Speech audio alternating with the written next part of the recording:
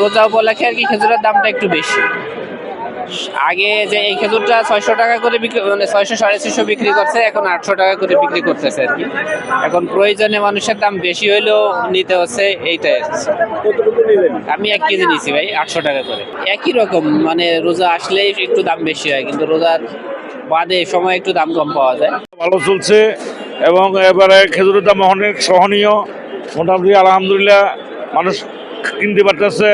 মরিয়ম আছে, আজুয়া আছে, sakura plum আছে, কিউই আছে, আপনার এপ্রিকট আছে, আপনার তিন ফল আছে, আপনার গাওয়া আছে, সব খেজুরে আছে আল্লাহর রহমত। মানুষজন তো বলতেছে দাম একটু বেশি। মানুষ তো অনেক কথাই বলবো, মানুষে তো মাগনা দিলেও মানুষে বলবো যে দাম বেশি। বেড়া তো ক্রয় করে আনছি, অনেক এবারে সহনীয়, অনেক সহনীয় খেজুরের দাম। সর্বোচ্চ আমাদের 2000 টাকা পর্যন্ত খেজুরের দাম আছে। ম্যাকজুর, সুপার জাম্বু ভালো, অনেক ভালো। এবারে অনেক মানুষ সহনীয়, মানুষ খাইতে পারবো, গরিব মানুষ খাইতে পারবো সবাই। ঠিক আছে, দোকান থেকে আইসি জায়গা আমার এই সময় নাই। খেজুর দাম বেশি, 2 দিন 3 দিন আগে যে দাম ছিল তার চেয়ে প্রতি কেজিতে 300-400 টাকা বেশি, 300-400 টাকা বেশি। কয়েকদিন খুব ভালো চলতেছে এবং দামও সহনীয়, অত বাড়ে নেই দাম আগের দামে, 1 টাকাও বাড়ে নেই খেজুর দাম। মোটামুটি 200-250 টাকা কেজি থেকে শুরু করে 2000 টাকা কেজি পর্যন্ত আছে। মানুষ চাহিদা মতন খেজুর আছে, সাধারণ মানুষের খেজুর আছে, উন্নত মানের খেজুর আছে। যে যেরকম ক্রয় করার ক্ষমতা থাকে ওইরকমই নিচ্ছে। এই হলো অবস্থা খেজুরের বাজার।